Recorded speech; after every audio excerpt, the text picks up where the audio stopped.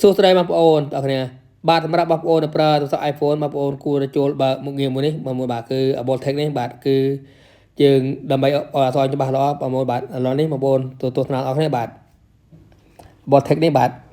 គឺដើម្បីឲ្យអក្សរច្បាស់ល្អបងប្អូនបាទសូមបងប្អូនជួយចែករំលែកវីដេអូមួយផងបាទដើម្បីបងប្អូនយើងបាទដឹងដល់គ្នាបាទឥឡូវខ្ញុំបើកបងប្អូនមើលបាទបងប្អូនយើងមើលអក្សរនេះ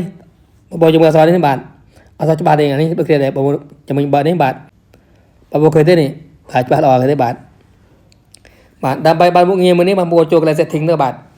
ជាដំបូងបងប្អូនចូល setting មកបាទចុចទៅបាទចុចហើយបងប្អូនអូសលើមកបាទបងប្អូនរកពាក្យថា display and brightness បាទចុចទៅបាទ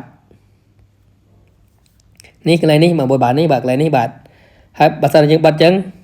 ឃើញទេអក្សរដិតទេបាទឃើញទេអក្សរដិតទេបាទបើថាយើងបើកអញ្ចឹងគឺច្បាស់ល្អបាទលេខធំល្អបងប្អូនឃើញទេបាទឃើញទេបាទនេះធំល្អបាទហើយក្នុងវីដេអូនេះគឺមានប៉ុណ្ណឹងបាទសូមបងប្អូនជួយចែករំលែកផងបាទសូមអរគុណសូមជម្រាបលាជួបគ្នានៅក្នុងវីដេអូក្រោយ